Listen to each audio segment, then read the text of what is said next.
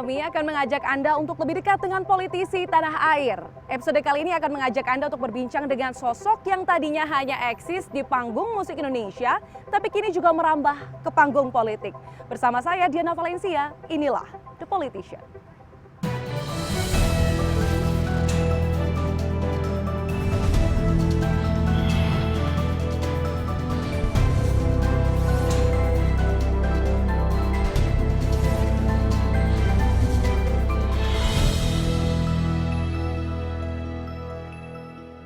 Pilihlah aku jadi pacarmu, yang pasti setia menemanimu. Jangan kau salah pilih yang lain belum, dia belum tentu setia. Jadi pilihlah aku. Waduh, itu laguku. Lagu Mbak Kade, iya makanya. Tapi belum waktunya mau kampanye kan? Belum kampanye kan, belum pilek kan? Memang belum waktunya pilihlah Mbak Kade, belum waktunya. Ini makanya tadi pas nyanyi awal-awal kayak kok jari gemeteran, kok kayak diliatin deg-degan, ternyata ada penyanyi aslinya ini ya. The Politician episode hari ini barengan sama Krisdayanti. Terima kasih. Mbak Krisdayanti, terima kasih banyak loh meluangkan waktu buat The Politician. Makasih dan udah mau datang ke my hometown, ke Batu, ke Malang, seneng banget. Terima kasih banyak. Mbak, tapi ini kayak agak kerucuk-kerucuk dikit. Luwe ta? Apa tuh? Nah itu bahasa Malangan, luwe ta? Laper nggak? Kamu lapar ya? Lapar ta? Kalau jawabnya apa? Ya luwe. Ya luwe. Makan apa ya Mbak di sini anaknya? Ya harus makan bakso. Sambil ngebaso ya, sambil makan. Mbak Yanti ini sukanya kayaknya ngebaso ya. Ini mau kita pesan dulu kali ya Mbak? Kita bakso. Enak. Mbak ini biasanya apa Mbak Kade? Kemarin itu kamu udah ke bakso presiden kan? Udah. Nah, yang lewat jalan rel kereta api. Iya. Memang, jadi makan bakso selain enak tapi sambil deg-degan karena nyebrang kereta api gitu kan. Nah, ini karena itu saking topnya bakso presiden, ini bakso wakil presiden. Bakso wakil. Adanya cuma di Grand Q. Oke. Mbak Kade biasanya kalau pesan bakso Malang apa yang jadi favorit biasanya? Bahasanya kalau orang Malang Raya itu pentolan. Pentolan favoritnya. Pental ya? Ya betul. Pentol ya. Aku disamain aja Mbak Kade tapi setengah porsi takut. Aku juga setengah. Aku diet. Pengen biar badannya kayak Mbak Kade. Mbak Kade sembari nungguin baksonya jadi. Ini sebenarnya kenapa tadi The Politician kali ini tuh diawali dengan bernyanyi, karena bernyanyilah yang menjadi pintu gerbang seorang Krisdayanti dari panggung musik Indonesia kemudian ke panggung politik Indonesia. Saya dengar-dengar di 2019 itu ada sebuah telepon dari Sekjen PDIP Hasto Kristianto. Itu teleponnya ngapain sampai membuat seorang Kade mau dibujuk oleh PDIP, menerima lamaran PDIP, padahal sebelum 2019 saya tahu betul bahwa cukup banyak nih yang datang ke Mbak Kade untuk melamar menjadi seorang kader. Apa Mbak? Telepon itu datang ya izinnya cuma satu ya, setelah Pak Sekjen telepon langsung ke suami ya, karena bagaimanapun selain Raul banyak sekali diskusi politik yang juga berkembang di Timor Leste dan juga Indonesia, dan saya juga memang brainstorming selalu sama suami tentang situasi kondisi politik antara dua negara, dan alhamdulillah gayung bersambut, izin datang. Jadi ya bangga, seneng karena tanggung jawab moral saya dinyanyi kan ya udah sekian tahun lah ya Nat. Kamu mungkin udah mungkin belum umur kamu, belum seumur kamu, saya 30 tahun nyanyi dan membuat saya jejak di dunia nyanyi. Tentu buat saya ini adalah sebuah tanggung jawab dan mungkin lebih perannya saya di caleg waktu itu ya udah mungkin ini lebih tegas dan terarah melalui perahu PDI Perjuangan. Sudah. Wes mari. Oke. Matur nuwun. Apa Cicilur. Wes mari. Wes mari. Saiki Mbak Kade. dipangan. Lho si cingkas. Ya, buat aku. Iki pentol. Nah, ini pentolnya. Nah, Mbak, itulah yang ini kita makan sambil berdiri nggak apa-apa ya, Mbak? Nggak apa-apa, ya. kan kita biasa itu Di kondangan. Ini loh Mbak yang sebenarnya aku ingin tanyakan, apa bakal yang disiapkan PDIP untuk bisa memaksimalkan Kade punya significant role di parlemen? Di sekolah partai ya, di Wisma dulu 3 hari, dan kami juga terhormat sekali bahwa Ibu Ketua Umum juga hadir untuk memberikan pengarahan ya. Lalu para senior-senior dari mulai Bapak Sekjen sendiri, Pak Enrico, lalu Pak Jarod, dan banyak sekali politisi-politisi senior yang memang saya senangnya itu mereka langsung simulasi. Jadi pelatihan 3 hari, lalu juga bagaimana kita menyiapkan diri kita ketika ada doorstop dan lain-lain. Lalu sebelum saya memulai kampanye itu saya memang gimana ya, namanya juga pulang kampung, jadi saya juga sering nyanyi di Malang kan, jadi ibaratnya bukan nyolong start juga sih, tapi ya udah mulai woro-woro gitu, tapi memang di sini yang perlu digarisbawahi adalah bahwa disiapkan mental dan juga semangat untuk terus bergerak ke bawah menemui masyarakat, dan itu yang kita lakukan. Memang saya secara humanis memang datang ke seluruh warga, mengetuk rumahnya, kita baca Pancasila bersama-sama, kadang nyanyi lagu-lagu Mars atau himne atau lagu-lagu nasional. Itu yang dilakukan Mbak Kade ketika awal misalnya Mbak 2019, terus kemudian 600 titik 471 desa naik turun lembah gunung dusun, saya jalanin itu. Gitu. Tapi apa Mbak kalimat pertama yang Mbak ucapkan kepada calon konstituen pada saat itu ya, kayak,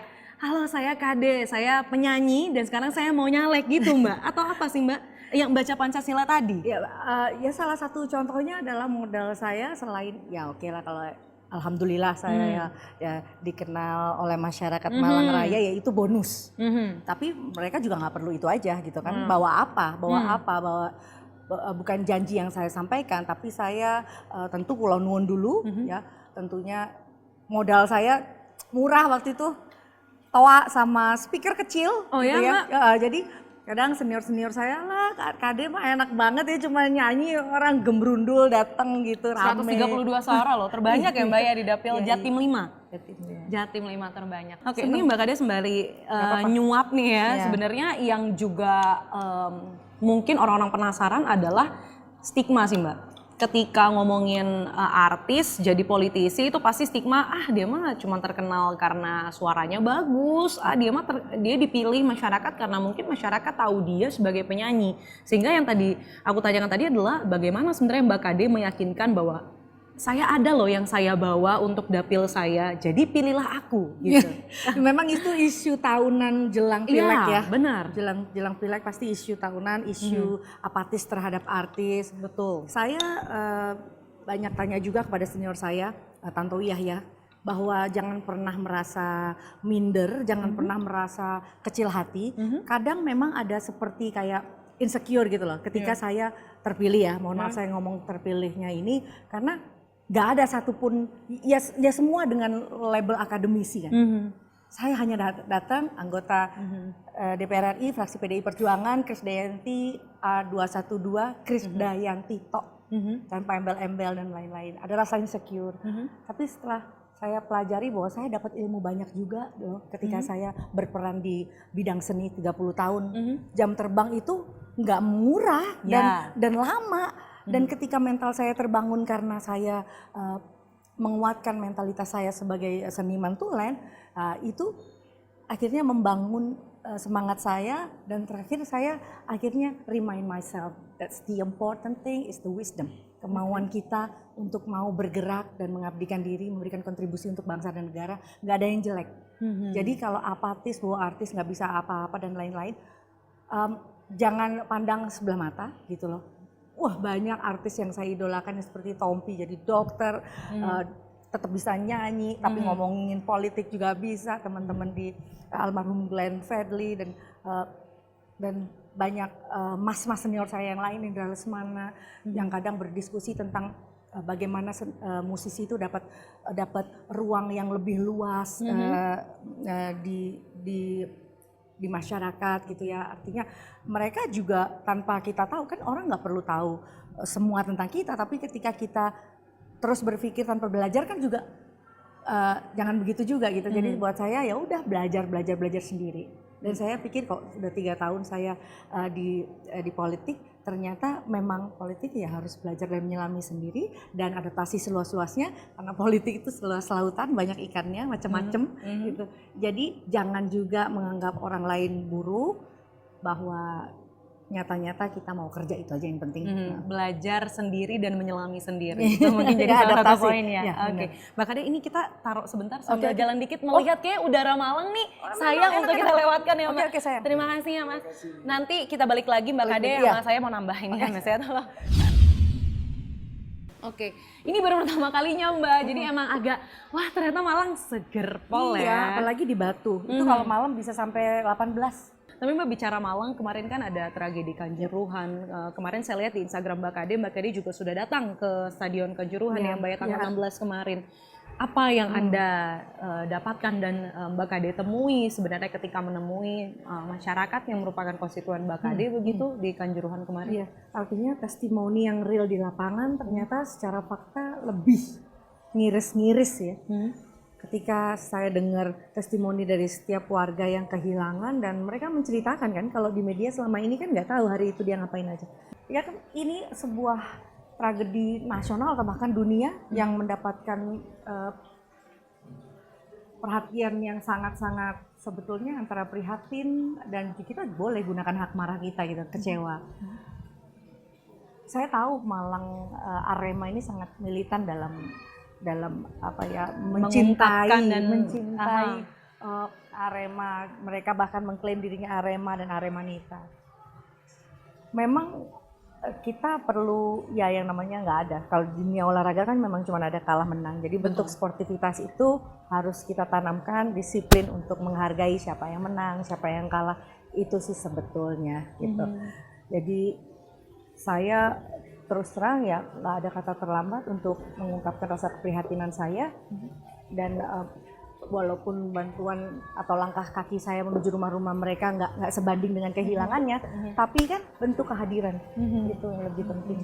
Tapi Mbak Kade, ketika Anda sebagai wakil rakyat datang, apa sih Mbak sebenarnya yang bisa Mbak lakukan ketika melihat berbagai kesedihan dan keprihatinan itu? Apa yang akan Mbak lakukan untuk sebagai wakil rakyat begitu untuk memastikan bahwa tragedi ini jangan sampai terjadi lagi? Kurang lebih 130 orang ya Mbak ya? Ya artinya tim gabungan pencari fakta yang dibentuk langsung oleh Presiden ini mudah-mudahan benar-benar menghasilkan temuan-temuan yang bisa menjadi evaluasi, tapi evaluasinya tuh jangan cuma di permukaan terus sebentar-sebentar gitu ya. Pembelajaran dari ini adalah bagaimana kita lebih disiplin dalam ini aset nasional, kita disiplin, kita jaga, boleh kita melakukan euforia, tapi juga jangan terlalu berlebihan. Tragedi Kanjuruhan ini juga jadi pembelajaran buat semua pihak sebenarnya, termasuk untuk mendorong pemerintah untuk lebih serius membenahi dari segala lini gitu ya. Betul, dan juga masalah aparat dan lain-lain yang jadikan mereka benar-benar melayani, mengayomi, dan jadikan ya antara aparat, pemerintah dan lain-lain ini jangan ada gap gitu, gitu loh. Jadi kan kita juga bangga punya polisi yang keren yang melayani gitu. Kita juga bangga kepada pemerintah yang selalu hadir dalam setiap keluhan-keluhan masyarakat yang ada. Tapi kita juga sebagai warga masyarakat jangan terlalu banyak mengeluh juga gitu ya. Jangan juga apatis sama pemerintah, sama aparat, lalu terucap kata-kata yang nggak baik, yang nggak sopan, yang akhirnya ada gesekan-gesekan, fitnah dan lain-lain gitu. Saya kemarin heart to heart lebih kepada seorang ibu. Saya ngerasain bagaimana ditinggal oleh pasangan kita, lalu dapat bantuan dari pemerintah, tapi apakah nyawa itu pantas digantikan oleh materi seperti itu? Saya lebih merasakan. Nah, bagaimana ibu-ibu yang kehilangan suami ini gimana ya, ada program apa ya dari pemerintah yang saya bisa kolaborasiin, misalkan ada janda-janda yang mungkin kita bisa bantu di tenaga kerja mandiri melalui Kementerian Tenaga Kerja, itu kan kita kasih modal 20 juta, itu bisa 100 kelompok, jadi ibu-ibu bisa berusaha jualan tempe atau bikin warung, kelontong dan lain-lain. Jadi nggak hanya sekedar perhatian yang sebentar gitu ya. Jadi saya lebih seneng ini mau dibantu apa ini gitu. Jadi melalui program-program yang saya sampai saya bisa bawa dari dengan penugasan saya gitu. Dan enggak dan tentunya karena saya juga merasa saya warga ya, jadi saya ngetok pintunya tuh benar-benar bukan ngetok rumah saya sebagai tamu, tapi juga sebagai orang yang bisa mau diajak berdiskusi. Cuman lebihnya ya mereka mungkin heboh, senang, bisa selfie seperti itu, gembira sebentar. Saya rasa itu udah kebahagiaan luar biasa buat mereka gitu, ketemu saya gitu. Jadi nggak sekedar saya wakil rakyat yang justru susah dijamah. Yang calon pengantin ini mendapatkan edukasi selama 3 bulan supaya mereka siap menikah, nggak hanya siap priwet.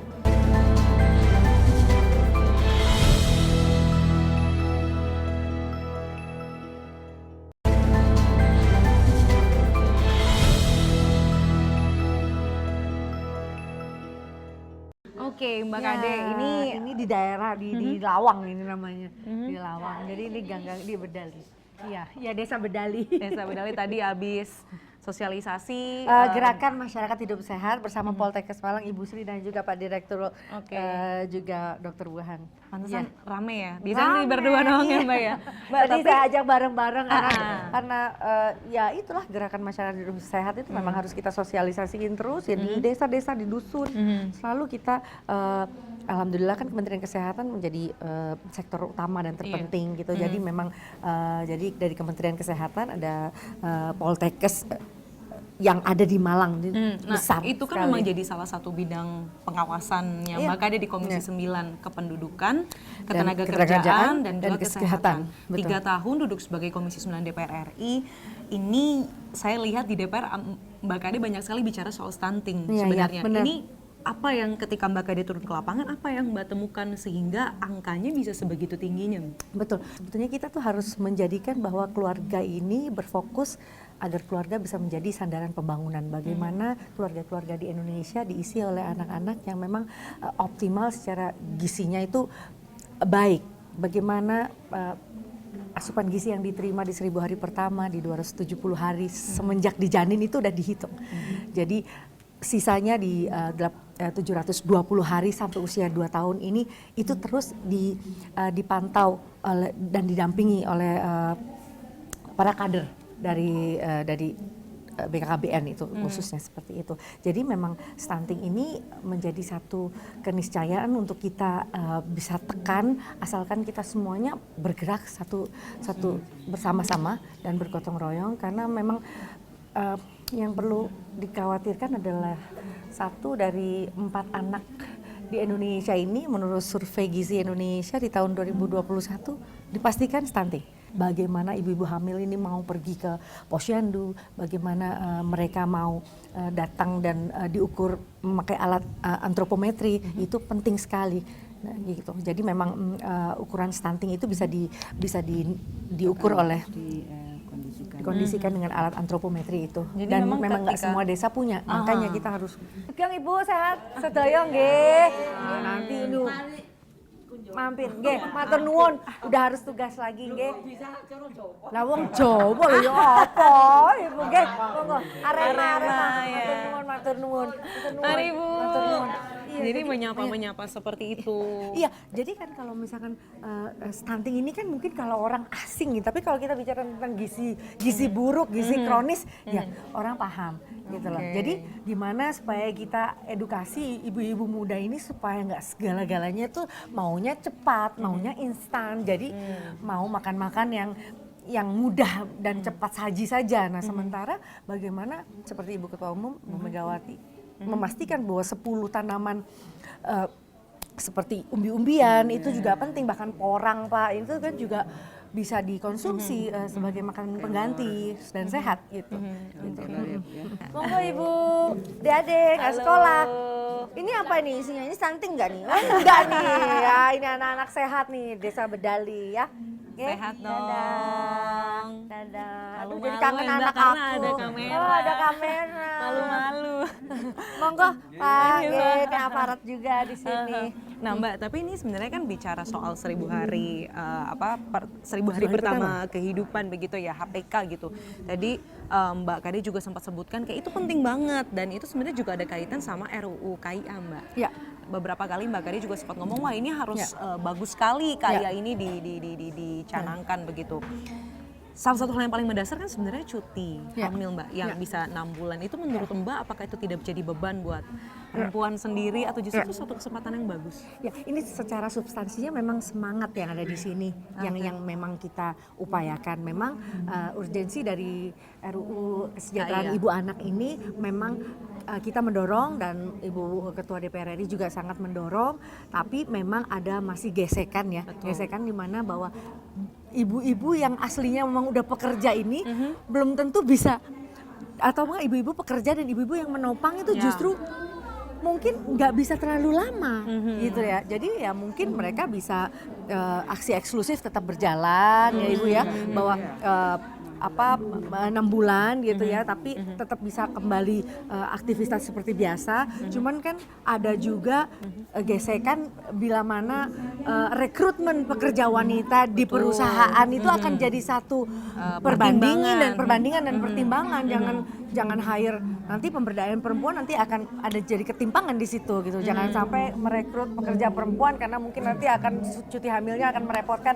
Hal-hal seperti itu yang masih menjadi gesekan. Dan jadi memang semangatnya harus diteruskan, tapi turunannya kayaknya harus lebih didetailkan supaya justru dampaknya lebih bagus gitu. Ya, betul. Manfaat benar. Yang di Kaya ini kan juga menarik lah cuti suami ya Mbak. Ya, cuti suami yang 2 bulan. Nah, ini menurut Mbak Kade gimana sebagai wanita yang juga sudah melahirkan, pekerja juga, ini peran suami penting ya Mbak? Atau ini sebenarnya cuti suaminya kan tertulis di sini itu punya kewajiban mendampingi istri, tapi nggak dikasih tahu nih mendampingi. Ntar bisa aja jadinya cuti tapi cuman duduk nonton TV bisa. Nah, itu jadi tugas pokok dan fungsinya suami yang mendapatkan cuti 41 hari ini apakah berperannya seperti apa gitu, atau bahkan juga mungkin suami-suami semakin akan lebih bekerja giat seharusnya ya untuk menambah pendapatannya untuk kebutuhan domestik istri dan anak harusnya.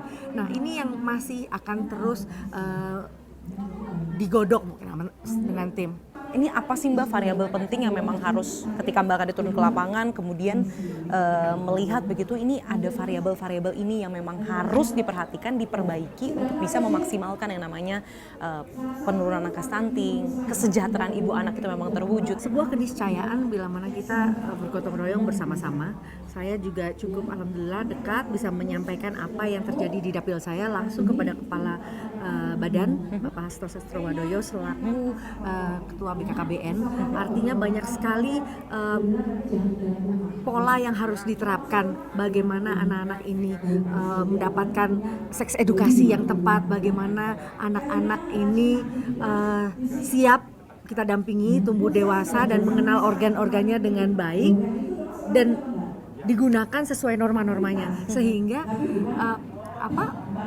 batasan-batasan itu akan bisa dikendalikan. Contohnya pernikahan dini juga bisa kita tekan ya, terus sosialisasi bagaimana anak-anak yang calon pengantin ini mendapatkan edukasi selama 3 bulan supaya mereka siap menikah, nggak hanya siap priwet.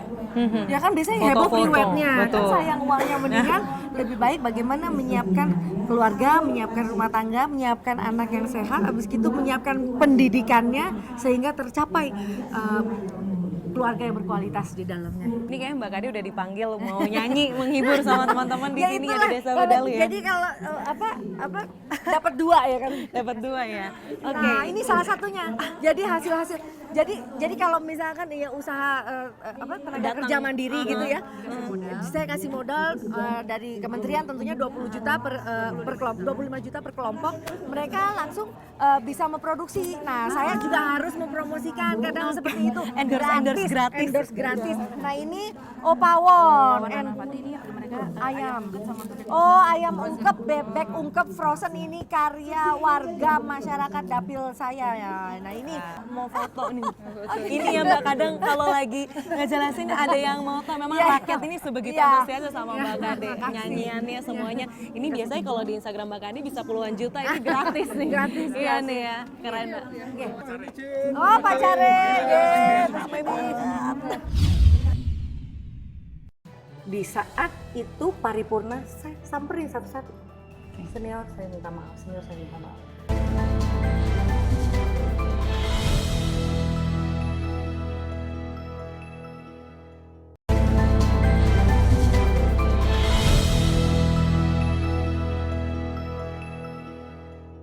Jadi ingat betul bahwa Mbak Kade pada saat itu bicara soal rincian sebenarnya dana-dana apa saja yang diterima oleh anggota DPR, yang diterima oleh Mbak Kade lah gitu ya. Saya bicarakan secara detail waktu itu Mbak Kade sebutkan setiap tanggal 1 terima 16 juta. Kemudian ada tanggal 5 turun lagi 59 juta. Ada lagi dana aspirasi 450 juta dan itu diterima 5 kali dalam setahun. Ada juga ditambah Kundapil ini 140 juta 8 kali setahun. Sebenarnya keterbukaan ini kan banyak ditepuk tangani oleh masyarakat, Mbak. Dianggap jadi mungkin satu-satunya anggota DPR yang berani belak-belakan bicara soal seberapa sih yang diterima sama anggota DPR. Tapi pada saat itu saya dengar info bahwa sempat diajak bicara ya sama pimpinan fraksi. Pada saat itu seperti apa sih, Mbak?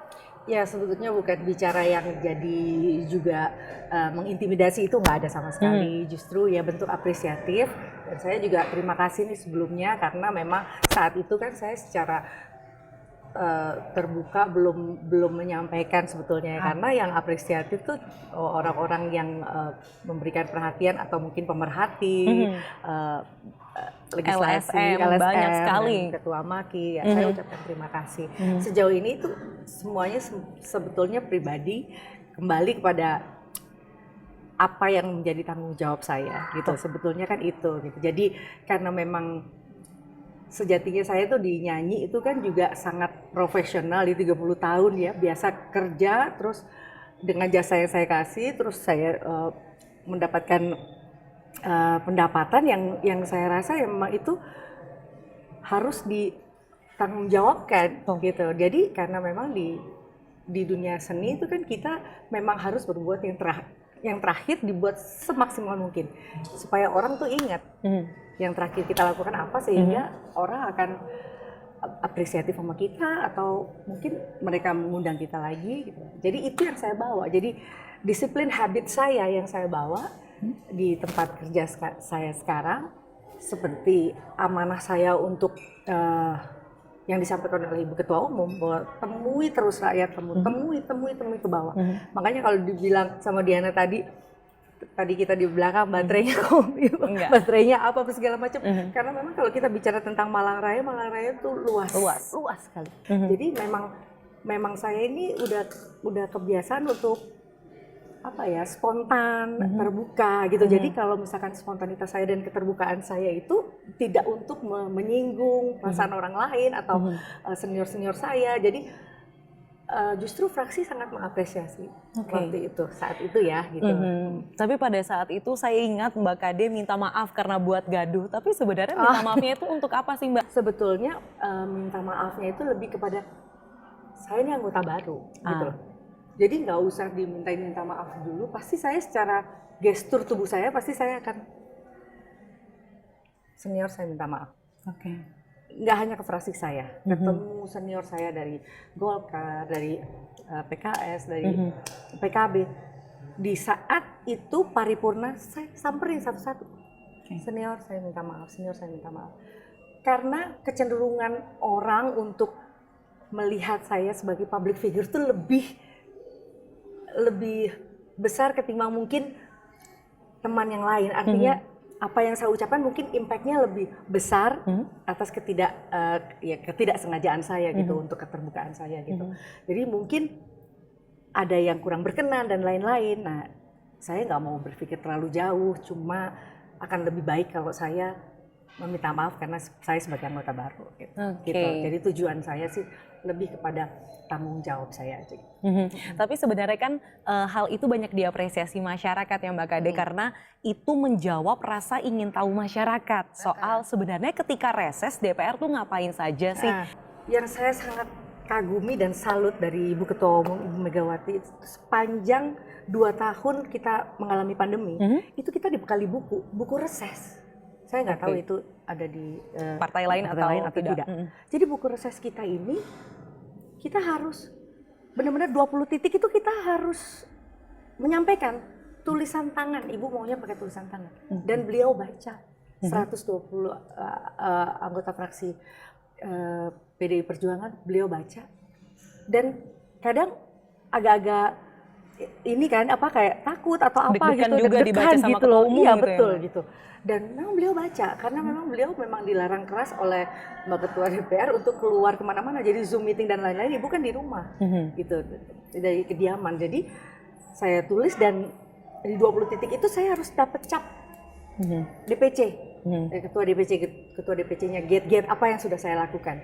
Reses itu yang namanya reses ini kalau kita udah di dapil ya udah siap dicawe-cawe, artinya siap untuk belok ke kanan ke kiri, artinya mungkin bisa lebih dari 20 titik, lebih dari 20 kegiatan gitu, dan itu otomatis mesti siap ya kan, siap semuanya gitu. Artinya kan kita banyak juga yang tiba-tiba on the spot, dan yang namanya permohonan bantuan itu bukan hanya sekolah, bukan hanya mau sunat, bukan hanya alat bantu dengar, bukan hanya laporan ibu saya diserempet, sepeda motor saya rusak. Nah itu kan kita harus kasih atensi ya.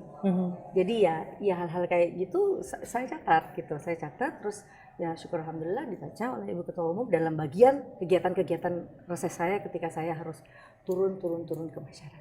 Dibacanya tahu dari mana Mbak? Bisa aja kan kayak hanya diserahkan kemudian dicap selesai gitu. Kami itu ada POKSI, ada ketua kelompok fraksi kita di setiap komisi, dan 11 anggota fraksi PDI Perjuangan di Komisi 9 itu selalu di list. Yang belum menyerahkan 1, 2, 3 Di absen ya itu Mbak? di absen. Jangan salah. Jangan salah. Mbak Kade meskipun sering di media sosial, saya sering banget ngelihat Instagram Mbak Kade soal sorry kalau Mas kalau banyak, Mas turun. banyak sekali kayak foto-foto atau video yang diunggah. Tapi kan sering kali ya Mbak yang namanya politisi itu tidak lepas dari stigma, ini mah pencitraan saja. Bagaimana Mbak Kade menjawab hal-hal seperti itu, keingintahuan masyarakat, tapi ketika ditunjukkan kemudian ini pencitraan aja, hanya foto habis itu pulang pasti. Nah, bagaimana Mbak Kade menjawab hal itu? Karena memang saya gunakan, saya konsumsi sosmed sebaik mungkin gitu ya, karena memang buat saya itu ya halaman rumah saya yang saya mau sampaikan, saya membawa kerja-kerja saya dalam bahasa yang lebih simpel, dalam framing yang lebih sederhana. Ternyata kok follower saya nih kok senang, saya giring, nggak usah follower, nggak usah netizen deh, Yuni deh yang kakak saya. Oh yang kerja lo tuh gitu ya di dalam. Jadi awalnya Mbak Yuni nggak tahu Mbak Kade ngapain? Padahal Sering Yuni, nanya nggak? padahal Yuni itu sahabatnya semua anggota DPR dari zaman dulu orang Yuni itu penyanyi 7 presiden ibaratnya kan gitu. Jadi legislatif dia deket, eksekutif juga dia akrab. Jadi rupanya menunjukkan dapur kita, kerja kita, orang komisi itu kayak gitu, POKSI itu apa sih, kunker itu apa, reses apa, kundapil itu apa. Saya bawa dalam bahasa yang sederhana dan itu bisa membuat inspirasi yang lain untuk juga ya bukan promosi, itu kerja kita gitu. Kalau mungkin saya terlihat sedikit frame-nya lebih bagus ya hire aja fotografer atau apa, tapi real gitu loh, nyata. Jadi one of my regret in my life ya itu, aku nggak pernah kuliah. Jadi aku tuh ya karena waktu pas mau kuliah udah ngerasain terbuai sama nyanyi. Yang namanya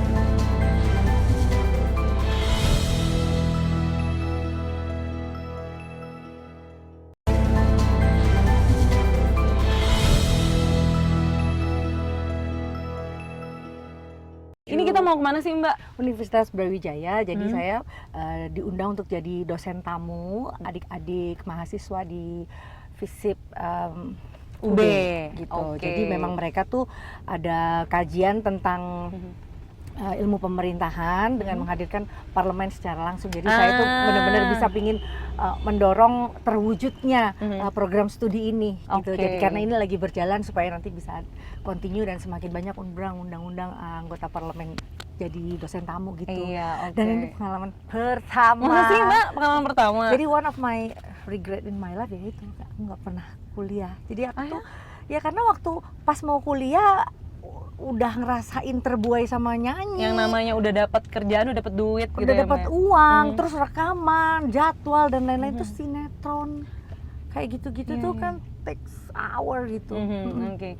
Mbak, ini sembari jalan kayaknya kita asik buat ngejawabin netizen kayaknya. Seperti menjawab netizen pada umumnya. Aku melontarkan pertanyaan dari netizen di media sosial, kemudian Mbak Kade jawab. Ini pertanyaannya random dari A sampai Z ya Mbak. Jadi nggak cuma soal, ya ada soal politiknya, tapi ada beberapa yang enggak. Nah ini pertanyaan pertama. Apa sih kebiasaan yang dulu Mbak Kade lakukan saat jadi artis atau penyanyi, tapi setelah jadi politisi nggak dilakukan lagi? Ada nggak kebiasaan yang kayaknya udah jadi politisi nggak boleh ngelakuin ini lagi deh? Ada nggak Mbak? Jadi kan memang kan kalau kita bicara tentang dunia keartisan itu notabene ya udah glamour gitu kan, dan apa sih yang di capture pertama ketika orang bilang diva ya gitu kan, berarti bling bling dan lain-lain gitu kan. Terus ya kan nggak bisa disalahin juga sekarang masyarakat sudah menilai saya ya dua, antara penyanyi dan juga politisi. Dan jadi, itu dalam satu tubuh ibaratnya. Benar. Jadi ya kepinginnya tuh lebih banyak ya orang sudah mengenal saya lah kalau mau Kade di panggung kayak apa looknya dan lain-lain, tinggal googling atau lihat style rambutnya atau bajunya gitu. Tapi kepinginannya saya gitu, berita tentang kerja saya di politik lebih di atas ketika orang search saya gitu kan. Maksudnya ya supaya bisa mengimbangi gitu kan. Dan kadang kalau ngobrol sama makeup artist atau desainer, lebih banyak posting yang ini, yang beauty, yang apa gitu. Sadar, ini udah jadi wakil rakyat, harus banyak yang direm, tapi bukan untuk tidak menjadi diri sendiri. Nah ini pertanyaan kedua, tadi ngomongin soal diva, kalau ngomongin Mbak Kade nggak mungkin nggak ngomongin soal diva. Gitu ya. Sama politisi, gedean gaji yang mana sih Mbak? Nyanyi lah. Nyanyi ya, Mbak Kade kayaknya sekali dua kali semua udah ketutup ya. Gedean nyanyi. Bukan kalau nyanyi kan ya saya ngerasain dari honor 15.000 ketika saya nyanyi. Pernah 15.000 Iya Mbak? dong, kan saya umur 8 tahun, 9 tahun saya udah rekaman di Pasar Baru. Lalu ketika nyanyi di Asia Bagus, udah tahu TV dan lain-lain. Misalkan nyanyi dari dulu 2 juta sampai sekarang 45 menit berapa rate-nya, itu kan karena jam terbang aja gitu. Cuman ya karena nyanyinya saya on weekend saya masih lakukan. Terus juga kadang setelah jam kerja kalau di Jakarta saya ambil atas izin suamiku, boleh kalau di Jakarta aja gitu kan, ninggalin anak-anak juga nggak lama. Dan secara profesional saya juga band, lagu-lagu, itinerary, repertoire, makeup dan lain-lain udah running lah gitu, nggak sulit gitu. Oke, ini aku mau ngeliat satu postingan di Instagram, ini nyanyi barengan sama Mbak Puan. Mic merah putih maksudnya. Mic merah putih, nasionalis banget. Ini sebenarnya pertanyaan netizen adalah, Kade kalau di PDIP tuh nyanyi gitu kan, misalnya disuruh nyanyi gitu, ayo Mbak Kade nyanyi, itu dibayar nggak sih Mbak? Ya tergantung eventnya, kan saya juga nggak pernah pasang tarif lah kalau buat partai. Ya sungkan lah saya gitu. Tapi partai selalu menghargai gitu loh, bahwa saya tuh datang dengan manajemen gitu kan, ada soundman, ada manajer dan lain-lain. Ada orang-orang yang bekerja, tidak hanya Mbak Kade. Iya, apalagi senior-senior yang kadang ada event, baik itu senior saya mau menikahkan anaknya, atau acara wayangan, atau acara olahraga yang dilakukan oleh senior-senior saya di dapilnya masing-masing, itu ngundang saya wes budal berangkat dulu gitu, nggak pernah apa charge gitu ya, dan mereka udah tahu gitu aja kadang. Nah ini ada lagi nih Mbak pertanyaannya soal kalau nggak masuk di PDIP, seorang Krisdayanti milih parpol apa sih? Ada nggak? Ada nggak yang kayak ini cocok nih ini Diana dan juga teman-teman netizen, memang saya itu lebih dari 15 tahun nyanyi buat semua bendera kayaknya gitu. Berarti parpol A, B udah pada dicobain semua. Iya, maksudnya nyanyi gitu kan, kampanye gitu. Jadi memang waktu itu tuh nggak pernah ada bayangan saya terjun di politik.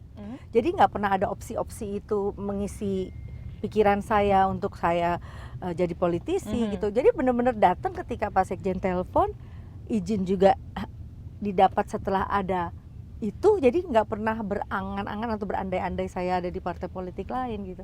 Jadi memang udah rezekinya 2019 itu. Jadi nggak ada parpol lain selain PDIP? Iya. Wah ini jawaban bagus buat Bu Ketum nih. Izin Bu Ketum. Nah kemudian nih ada nih, pas rapat paripurna, Mbak Kade kan selalu cetar membahana, kebaya merah yang gonjreng, yang kayak dari atas sampai bawah tuh aura semua keluar. Itu siapa sih yang milihin? Mbak tuh milih sendiri atau ada stylistnya atau? Ya karena bohong kalau misalkan udah lama di entertain atau di bidang seni kita nggak punya apa ya, gestur atau shaping apa, signature apa yang pantas, terlihat pantas kita pakai walaupun nggak mahal gitu.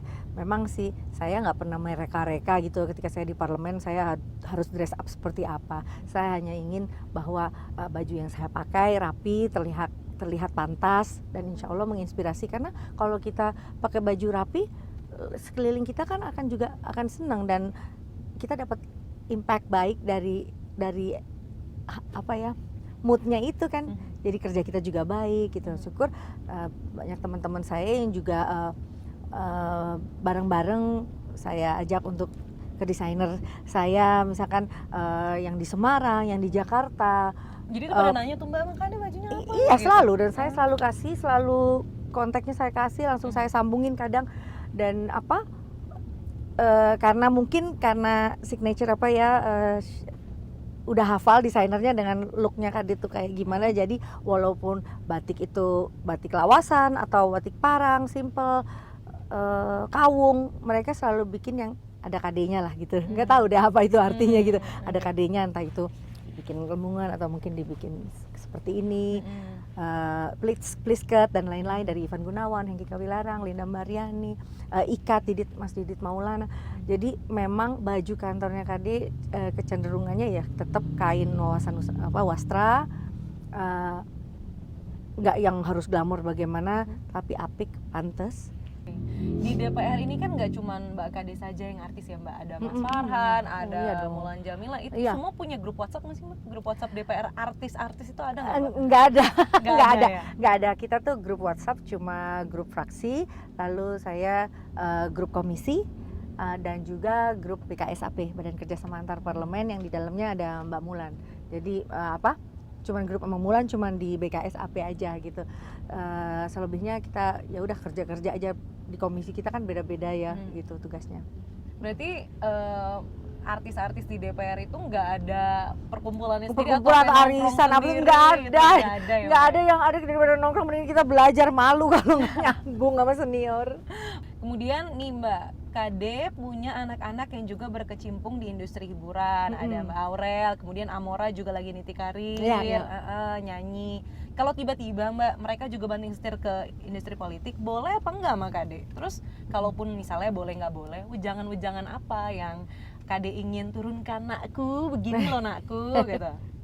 Iya, kalau Aurel kan memang dari kecil kan memang ayahnya, ibunya, keluarganya, suaminya, bahkan anaknya semua disorot. Jadi secara industri dia udah siap. Apapun pilihannya ya saya rasa suaminya bisa mengarahkan itu satu. Terus emang dia suka bercanda banget kan, dia tuh kan random lawak gitu kan sama saya gitu. Aduh sampai kapan sih? Terus jadi omongan kadang-kadang kalau misalkan dia ngomong begitu. Kalau misalkan di politik kan ya terpilah-pilah gitu kan, jadi ya gitulah Kak. Kadang kemarin dia punya produk nih, punya produknya itu udah di take down 2 kali sama BPOM. Kak ini kan mitra mami nih di Komisi 9 gitu loh, dan kalau sudah melalui uji analisa dan lain-lain, ilmiahnya memang sesuai, alhamdulillah ya diperhatikan gitu loh. Kok Mimi kenal ya, itu mitra. Jadi sebetulnya sosialisasi aja, komunikasi sama Aurel. Jadi kalaupun dia nanti mau di politik ya sah-sah aja. Kalau Amora udah jelas nggak boleh karena ayahnya mau dia jadi dokter. Iya, dan tetap nyanyi. Makanya ini kayaknya kalau kunjungan ke dapil atau bertemu konstituen sering banget pakai high heels. Meskipun di outdoor, di indoor semua pakai heels. Ya. Kakinya pegel nggak sih Mbak? Maaf ya. Ada nggak pegel seorang kaki Kade? Pegel tuh ada nggak? Kenapa sih harus high heels Mbak? Apakah aku tuh nggak tahu ya lari di airport, lari 9 cm itu 9 cm ini mah nggak ada apa-apanya. Ini kan nggak ada platformnya. Ini iya. Teplek gitu kan. Cuman kan udah biasa pakai high heel. Ini bukan sepatu nyanyi, jadi sepatu kantor. Emang ya rela kok, nggak apa-apa loh, butang rusak juga nggak apa-apa, santai aja gitu loh. Jarang pakai cats memang. Nggak kayaknya nggak rasa itu aja shape-nya gitu. Oke. Mbak, ini kalau misalnya bertanya nih netizen soal titik terendah seorang Krisdayanti mungkin di karir politiknya itu ada nggak sih? Udah ada ini kan 3 tahun ya Mbak, belum ke 2024 terakhirnya kan. Apa Mbak titik terendah seorang Krisdayanti? Ya ketika kita dihadapkan dengan generasi pandemi sih itu. Jadi kesempatan untuk belajarnya kayaknya kurang gitu. Terus gimana sih kita mau kerja mau belajar, kan saya juga menempatkan gedung parlemen itu sebagai tempat sekolah saya, dan kita hanya dibatasi 20%. Momen-momen kayak gitu kan jadi kayaknya kayak gemes ya gitu. Terus alhamdulillah di Komisi 9 juga kan mitra-mitra kita kemarin itu kan banjir apa sembako dan lain-lain puluhan ribu bahkan, yang tapi saya nggak nyampe ke tangannya warga saya gitu loh.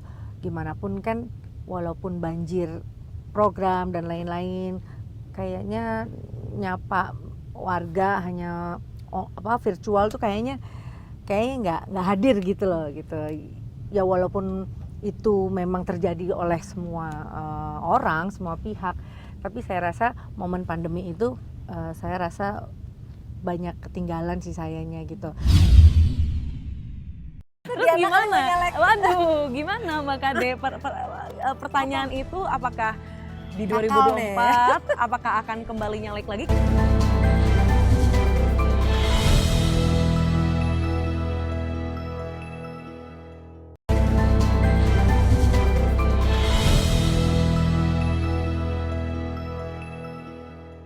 Mbak Kade, ini 2024 tahun politik, sebenarnya masih ya kurang lebih 1,5 tahun lagi lah, 1 tahunan lagi lah. Ini panasnya udah kerasa ya tensinya. Ini di PDIP, partai yang menaungi Mbak Kade, ini kerap kali disoroti sama media. Ini terbagi menjadi diehardnya Mbak Puan sama Ganjaris.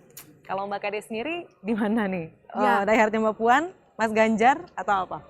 Nah, kita pertama sangat apresiatif ya, tentunya dengan kalangan manapun yang namanya grassroots itu kan pasti memiliki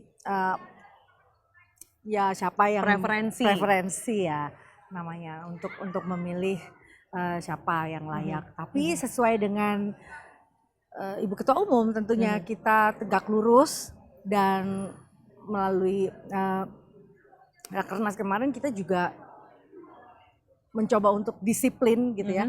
Dan memang itu sejatinya kita diarahkan untuk rapat barisan untuk disiplin, untuk menilai bahwa pilihan dan bagaimana sih calon yang tepat untuk menjadi seorang pemimpin dari DPR RI. Tentunya dari partai kami menginginkan ya calon pemimpin yang juga bisa menjadi pemimpin negara-negara di dunia. Artinya dia berketuhanan, dia beriman, dia memiliki pengalaman yang baik. Tapi kalau silahkan kalau mau didorong oleh misalkan relawan atau siapapun gitu ya, entah itu di luar partai pun sekalipun, sah-sah saja gitu. Tapi kan kita terus mengukur. Makanya kalau misalkan diworo-woro untuk terlalu diburu-buru, kayaknya kita juga layak untuk bisa menunggu ya. Kira-kira nanti signalnya dari Ibu Ketua Umum bagaimana, karena pasti dari partai sendiri, dari DPP sendiri juga terus mengukur gitu ya. Yang pasti yang disampaikan yang tadi gitu loh, maunya jadi ada benar-benar pemimpin yang bisa tidak saja memimpin negara sebesar Indonesia, tapi juga menjadi pemimpin di dunia gitu. Tapi Bang Ade sendiri gimana kalau di DPR? Karena kan kalau di DPR ini ada Bang Masinton, ada Pak Utut, ini mereka tergabung dalam Dewan Kolonel Mbak. Kalau kemarin tuh banyak diberitain dekol gitu kan. Nah dekol itu Mbak Ade ikutan nggak diajak nongkrong yuk sama dekol? Kalau mereka kan misalkan Pak Johan Budi atau Pak Trimet ya, Mas memang Pacul, Pak Pacul itu senior saya ya, otomatis saya kalau misalkan saya kan punya keluarga, saya juga nggak punya waktu untuk nongkrong gitu, dan kayaknya sepertinya itu hanya sekumpulan loyalis saja yang sebetulnya di ADRT kembali juga nggak ada sebetulnya Dewan Kolonel. Mungkin hanya ini aja semangat untuk memberikan dukungan penuh gitu aja. Jadi gitu. Mbak Kade nggak masuk dekol ya? memang kayaknya cuma 7 atau 8 senior pria saja gitu. Oke. Nah, jadi kalau misalnya bicara soal 2024 selain soal Pilpres kan juga ada Pileg, Mbak. Pilihlah aku lagi. Nih ya, pilihlah aku lagi yang terngiang langsung ya. Iya kan memang itu lagu kampanye saya sebetulnya. Terus gimana? Waduh, gimana Mbak Kade? Pertanyaan itu apakah di 2024 apakah akan kembali nyalek lagi? Karena sejauh ini setelah 3 tahun begitu, atau mungkin sebelum jawab pertanyaan bakal nyalek lagi nggak di 2024, 3 tahun ini apa yang paling Mbak dapatkan atau apa yang sudah Mbak kerjakan sebagai seorang anggota DPR yang bikin nagih misalnya? Ya, kalau saya otomatis ya dengan beradaptasi seluas-luasnya, saya sudah mulai mengerti mekanisme, mengerti tupoksinya dan bagaimana saya menjalankan fungsi konstitusional saya dengan privilege yang saya terima, saya gunakan sebaik-baiknya ya, termasuk bagaimana membuat dapil saya jauh lebih sejahtera. Itu satu. Dalam hal apa Mbak? Sejahtera dalam hal apa?